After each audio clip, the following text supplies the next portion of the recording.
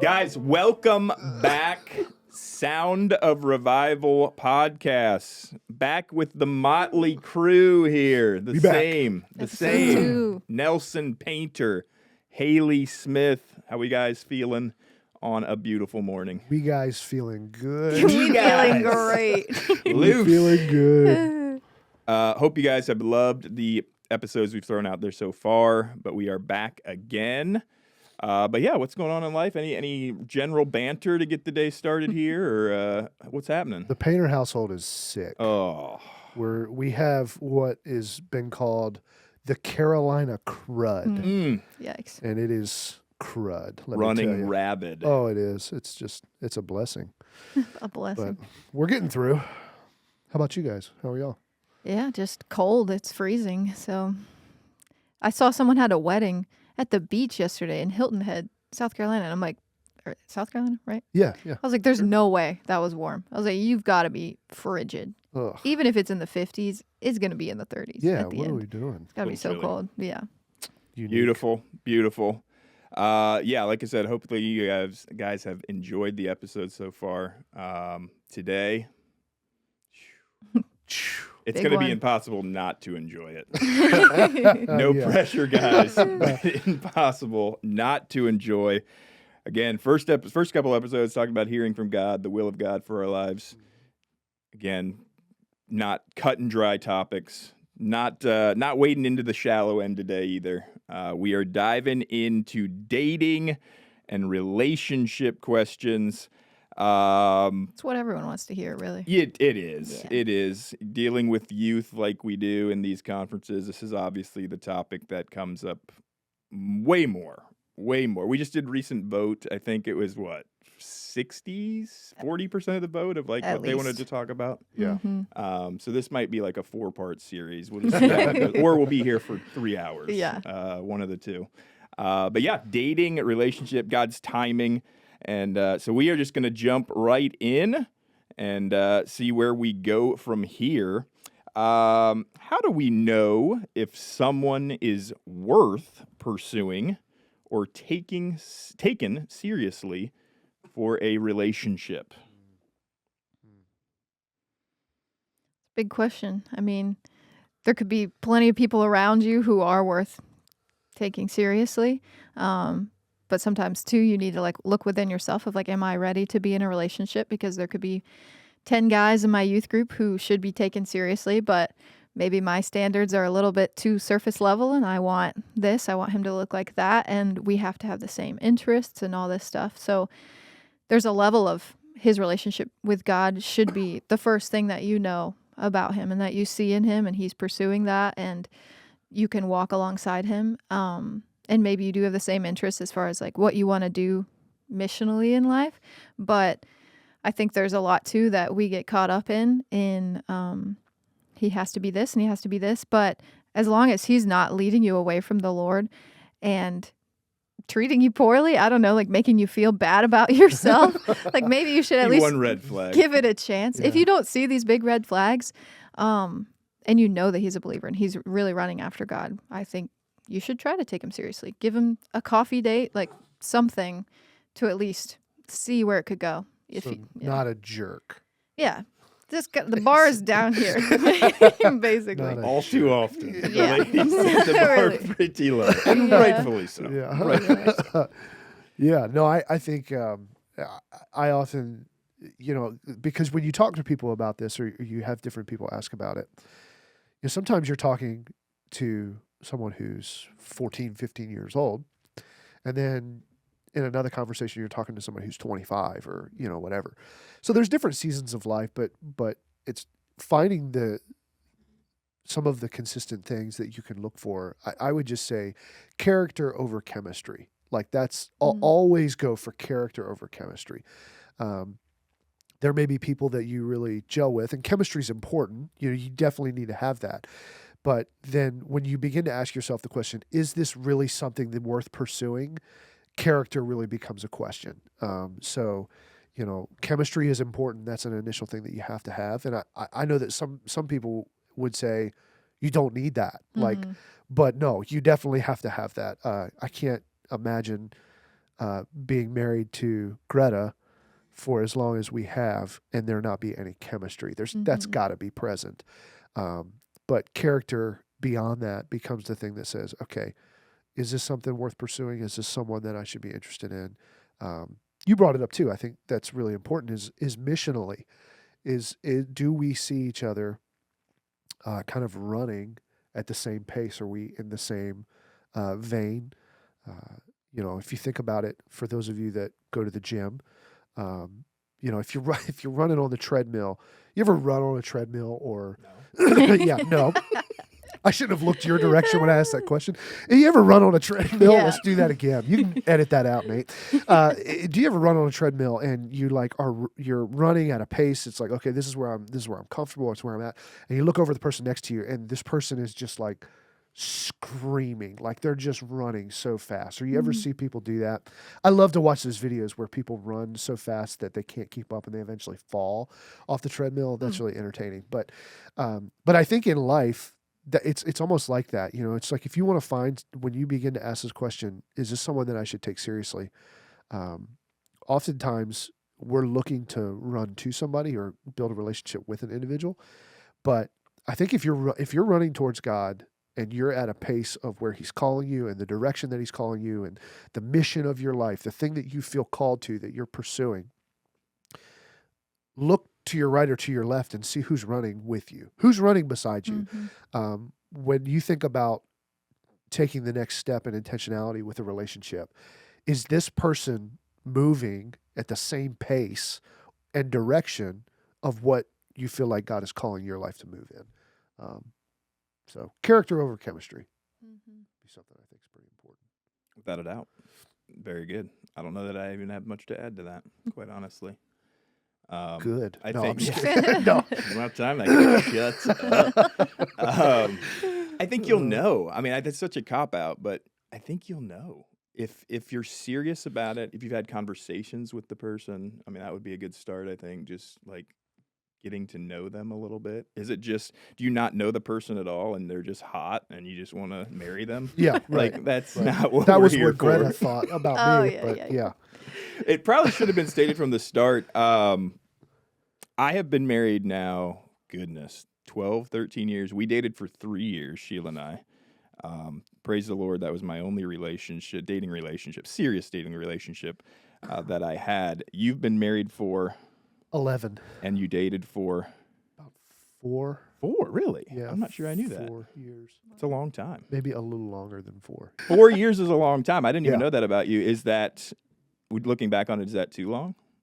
Well, so there were some interesting dynamics in that. Like, we started dating, and in 3 months, Greta left for Uganda, Africa for And a it was year. already out of state now that, or was she here? No, she was here. Okay. We dated for 3 months. She was here, and then she left and went to Uganda for a year.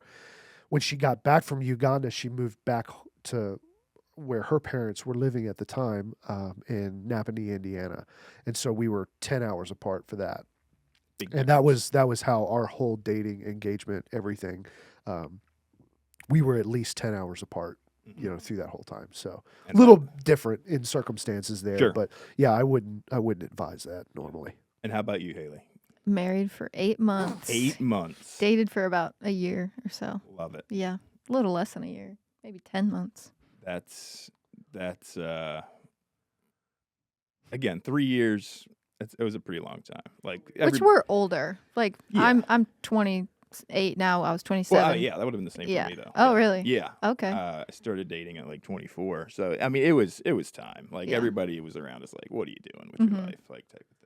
Living the bachelor life. There you go. It was wild. There you go. Shows you I was really at my head in a good place. Soaking it up. Dating but not ready for marriage. Great. That's wise. Mhm. How do I wait well for God's timing in relationships when everyone else around me seems to be ahead in the game? It's tough. That is tough. We talked about waiting some back a few episodes back, hearing from God, the will of God, Yep. all tied together. I think you have to be careful just not to compare. It's too easy to do that. And I know it's really difficult when you feel like you begin to get older and all of your friends start to get into relationships that are not just, well, they're dating, but also they're getting married, they're having kids, like Mm-hmm. life seems to be moving on. But I would just encourage people that you can't compare. God writes individual storylines. He doesn't write group projects. So Mm-hmm. it's like not everybody's on the same page, not everybody's in the same season. You run it at different paces. And so if you're in that space where you're single, but your friends are in relationships and things like that, it can be hard. But I think you don't want to rush that, right? I mean, you don't want to rush that and get into a relationship that is not the relationship you should be For in sure. just to be in a Yeah. relationship with somebody. I don't know. Have you experienced people doing that before? I feel like I've seen people do that. Oh, for sure. Where it's just like, I should be dating or I want to be married by this time. So this guy seems good. Like, we're good friends or whatever. So might as well date. And it's just like, you almost, I mean, for me, in my experience, deep inside, like when you maybe start talking to someone, you're like, this probably isn't it, but I'm just going to try it anyways. And I feel like, especially if you have a relationship with God and you are pursuing Him, deep down when you're making the wrong decision when it comes to stuff like that, of whether you're like laying aside values that you have or something, or just what you want from God or what you feel like God is having for you just to be dating, just to fit in, just to feel loved or wanted. Yeah, I think that's a big thing that people do right now. Um, I think it's an invitation too. Like I know sometimes it feels like, oh man, everybody else gets to move on and I don't. mm, But I would take this as an opportunity if you're in that season to really lean into the invitation from God to deepen your relationship with Him. mm-hmm, Because, like we're saying, too often we feel lonely and we start to look to fulfill that void for somebody to fulfill that void rather than allowing God to fill that void. And I think that there are some people that get into a relationship very early and they don't have to walk that nearly as much. mm-hmm, But for those that feel like everybody else around them is moving on, take that as an opportunity that the Lord, you can deepen your relationship with Him and lean into Him, for Him to be your all, for Him to be your fulfillment, for Him to be your everything. And that way, when that person does come along and there's an opportunity to get into a relationship, you're not looking for that individual to provide something for you that they're not meant to provide, that they're not meant to fulfill. So yeah, I know it's hard to hear that. It's hard to you feel like you brush over that, but honestly, take that as an opportunity to really press in and deepen your relationship and your trust with the Lord. When I see this question, and by no means is it belittling the question, it's a very good question. But the thing that jumps out to me is when everyone else around me seems ahead. It's not a race. mm-hmm. We're not racing here. Right. It's Right. and you alluded to that, but God's timing is not my timing, and thank God for that, because it would be a disaster if things were on my time. But it's not a race, man. It's Mm-hmm. just take your time. It's not. You're not the weirdo. You're not weird if you're late 20s and you're single. I'm sorry if you feel that way or the church has made you feel that way, but Mm-hmm. it's not a race. Nobody's ahead, and he alluded to it.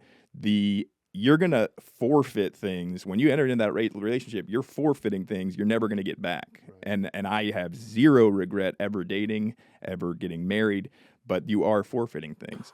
And do your best to absolutely live in the moment of Mm-hmm. being single and having the opportunity to be single as well. Yeah. I think too, outside of comparing in dating relationships, you can compare in anything. You can put down where you are right now in life when it comes to jobs, friends, even literally just friendships, where you look around and you're like, man, everyone has best friends or they have more friends than me. It's like you can really belittle yourself in any area Mhm. of your life if you want to. And I think the biggest one is in dating relationships, where it's like, man, if I'm not dating, I've never dated. What's wrong with me? Mhm. Like, why? And you just start pushing yourself into the ground. And it's just like, that's not what God sees in you. And so it's like, why would I belittle where God has me right now? And also the things that He can do in me and use me for right now, Right. just because I don't have the best friends or the most high paying job or whatever it is. Like, you can put that on yourself in anything, but dating, it's just, yeah, it's not worth it. Right. And it's not going to help you build towards a relationship that you want. Your view of yourself is going to go in the dumpster. Yeah. Yeah. Yeah. Pursue things. Don't Mhm. don't allow not being in a relationship to be your handicap for not pursuing things in life. It's like don't wait around thinking, well, I really need to find my person before I do X, Y, or Z. No, Mhm. pursue the job, pursue the career, move, take the next step, follow your calling, do those things, because I feel like you can sit and wait looking for that person. Don't start running. Like we Yep. said, if you start running, you eventually look to your right or your left and you find out, oh, this person's running right alongside me, and that makes that connection. So Mhm. Does God have one specific person for us, or are there multiple possibilities? And are we lucky to just find that one person in the whole world? We found them. It's crazy. Hope yeah, you were that's born in right. the same country. Yeah. Yeah, that's right. That's right. Yeah, I can answer this first because I feel bad for Haley. Her husband's sitting about 4 feet away. No, no, I don't believe that there is. As much as I love Greta and just can't imagine not being with her or being with anyone else. It's just so compatible, and I love that. Um, I fully believe that two people that are committed to the call of God on their life, that if they walk in obedience to that, the decision to go into covenant with one another is what makes that person your person. Mhm. But before that, I do believe that there are, that it's not just there's one person. And if you miss finding that one person, sorry, like we said, and a couple of weeks ago, your life is over. You've missed the call for your life and you'll never get Mhm. it back. No, I don't believe that. I believe that there are, options, different people that could come across your path. Um, but is it fair to say it's that decision of covenant when you decide to enter into that marriage relationship? That is when that person becomes, this is my person. This is the only Mhm. person. This is the person that I'll be with. And that's what makes that a final decision. But I don't know. Maybe I'll say that and let you Mhm. just maybe, I don't know if you agree with it or disagree with Right. it, but if so, it'll lessens the blow, maybe. No, yeah, I agree for sure. I think I've said this to my friends. I was like, you really could choose to be with anyone. Like, it might not be what you thought it was your whole life. And even with Nate, it's like, I did not picture him my whole life because I didn't know him until just a couple years ago. So it's like you can create this imaginary life for who you're supposed to be with, and you think it's just this one person, and you might not ever find him. And so you're doing yourself a disservice when it's like, just find someone who loves the Lord and you both have the same desires and you can make it work with them. You both have the Holy Spirit, and so God's going to continue to renew each of you and draw you closer together, but you choose to do that. Yeah. You could choose to do that with no one, and because Right. you're never satisfied.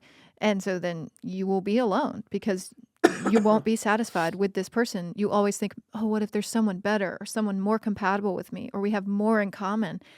And it's just, it might be true, it might not be true, but would you rather live single, hoping that there's someone out there and you find them when you're 80?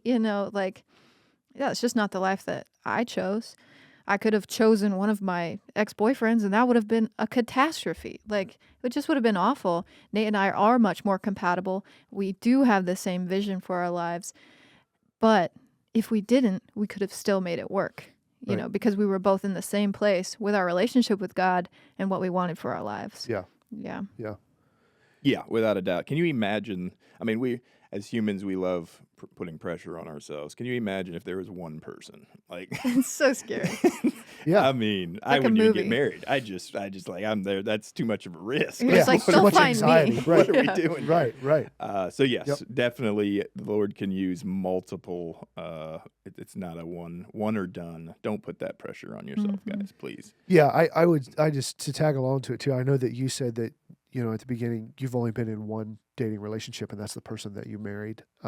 For you, I know that you just said like some of your ex boyfriends maybe it would have been a catastrophe, but and I say this I dated a couple of girls before I dated Greta, and I can just say the girls that I dated, they're phenomenal women of God, and I'm not saying that I'm not saying I'd rather be with them than with my Yeah. wife, but I'm saying like I fully believe that if I were to have married those girls, that that could have worked. Like I don't doubt for a fact that God would have blessed that.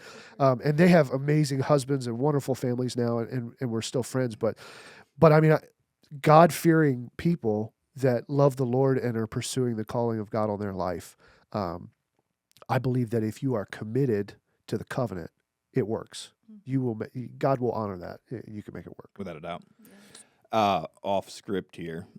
Just yesterday, I had a conversation with somebody so it's kind of been on my mind. Personalities and such. Are you all compatible with your spouses as far as your personality tests, or are you complete opposites, or where do you fall on that? Nate and I are very similar Okay. for like the disc or whatever. Yeah. I'm an SI, he's an SC. So we're Okay. very similar. Wouldn't say we're opposites much.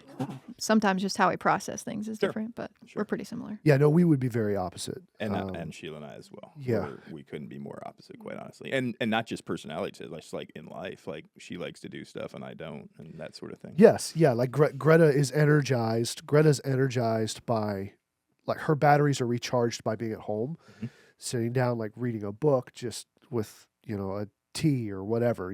That's how she's energized. I'm energized by, like, let's go with people. Let's go be with people. And so yeah, it is. There's, I would say, a pretty big difference there in our personalities, kind of how that works. It's so funny because it's quite honestly God that any of these combinations can work and thrive, because the person I was talking to yesterday, her and her husband are very similar, and it was, I just can't even think of that. Like, if I would be married to somebody like me, it would be so dumb. Like, it would be the most boring thing in the world. Like, we would never leave the house. Yeah. To where it's so cool to see whether it's opposites or whether it's a likeness together, that God can use it for the good. It's a beautiful, beautiful thing. Yeah, absolutely. Both in dating and marriage. Last questions, boys and girls. What does a healthy, God-honoring dating look like? Dating relationship look like? Boundaries and intentionality, easy to say. What does that look like? Again, so often we want a clear, concise, cookie cutter, I say, definition. I don't think we get one here, but what comes to your mind with that Well, how question? would you answer this question? I would say, first of all, every single relationship is different. Boundaries certainly need to be set. When those boundaries are crossed, you need to come together and see or discuss why that was crossed. Repent, first of all, and then discuss why was this boundary crossed. And with the Lord's help in the midst of that relationship, I think you can find answers too. But yeah, without a doubt, boundaries are going to need to be set up. You're going to need to be very intentional about those boundaries. But to say my set of boundaries is the same as you guys' it's not. That's just not the case. Yeah. Correct me if I'm wrong. Yeah, no, I agree. I would just say when it comes to boundaries, you need to have them. Like, they're not going to look the same, and I think that even we even talked a little bit earlier about, like, sometimes we're talking about, a 16-year-old that's like, oh, we like each other and we're kind of like a thing, and then you talk about, 18, 19, and then you got 25, and then you got 30-year-olds, and it's like, it's different, so your boundaries will look different.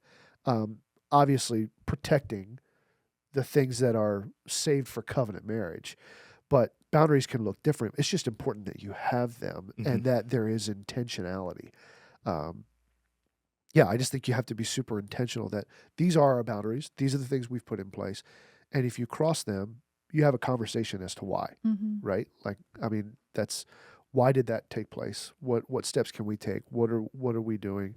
But I think even accountability is an important part of that too. Having somebody that you trust as a mentor that can come alongside and walk alongside you guys, but not necessarily leaning to that individual to set those standards, but you set them. You have those boundaries. You put those things in place, and you kind of have somebody to walk with you. Yeah, I would agree for sure. We invited that into our relationship. And I think there's even more. Like, we could have invited more into our relationship, because if you've been in a dating relationship, you're no stranger to temptation. But I think, too, when you think about the healthy side of this question of like, what is healthy in your relationship with God? To me, you can see in a person whether they change when they start dating or not, whether their relationship with God grows or if they like become distant from God. And we are all human. Like, sometimes you just grow distant. But I think being able to have people speak into your life, even not just the boundary side, but like, hey, what is your daily walk with God looking like right now? Dating, are you distracted by your relationship? Like, is it taking precedent in your life over everything, over your friendships, over your family, over serving, or anything like that? Like, is it consuming your life and becoming something like an idol, or just all consuming? And if this doesn't work out, my life is over. Like, you can do that in before you're dating of like, man, if I don't ever find a husband or a wife, like, I don't amount to anything. But you can also do that in your dating relationship and put so much pressure on it to change who you are, to need to make it work, where it's like, that's not healthy either. Even if you never cross a boundary, you have the most like pure relationship, it can be so twisted in your head for what it means and what you're trying to get out of it. Like, you can set all these boundaries, but it doesn't matter if it's not fulfilling what God is having for you right now and where you're being called to. So let me ask this question, if I can. Mhm. So we're talking about boundaries, and oftentimes I think our mind goes to physical. Like, what are the physical boundaries that we're putting in place? For you guys, what was some things beyond physical? Like, did you have emotional boundaries that you put up? Did you have spiritual boundaries that you put up? Because I think sometimes we get hung up on it's a physical thing, but what do you see? Not even maybe just in your relationship, but in things that you see. What are some emotional or spiritual practices that you can put in place that are protecting? Yeah, I think in those aspects, I know a lot of people say you shouldn't pray with your partner until maybe you're engaged. Like, you can pray for them, you can pray with them to eat or something like that, but you shouldn't go deep into your spiritual like Hmm. needs to pray Yeah, with this person, yeah, because it's almost like they are becoming a part of this relationship with God with you, and that's not their role yet. They're not your husband. So I wouldn't say that we did that perfectly. We definitely walked through a lot of things and helped each other pray for them. But um, I think you kind of know, like, there's a level of like, man, this relationship is sacred, me and God, and someone is coming into it who is not my spouse, and we are not promised forever together. And so I'm sharing this emotion with them and this side of who I am, and it's not promised that we're going to be together forever. Um, and yeah. That's good. yeah, Very good. Yeah, I think that's good. There's a level there, right? Like you said, yes, and I think you know where that line is. yes, But there's an intimacy that mm-hmm. comes with. I mean, some of the most intimate times that Greta and I have is in prayer together, where we're coming together and saying we're coming together in agreement for something, and we're praying for something together. That's really powerful, and I think that is something that's important to guard. What about like emotionally? How do you guard? Like, I feel like there's a level of physical, but also guarding each other's hearts, like Mhm.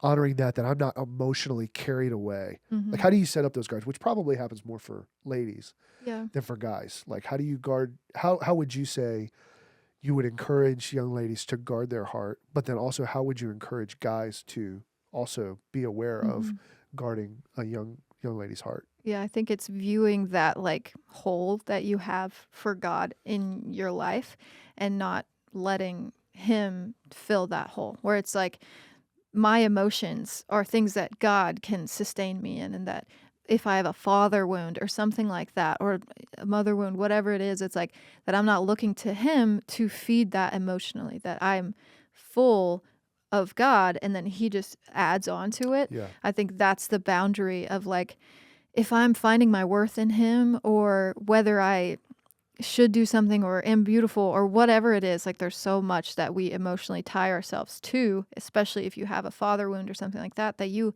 expect your partner, your dating partner, to know and to be able to do. And he doesn't know, and that's not his position. And so he's going to hurt you if you don't set up these boundaries of like, you can share with him the things that are hard, but you can't expect him to solve it or fulfill what you need.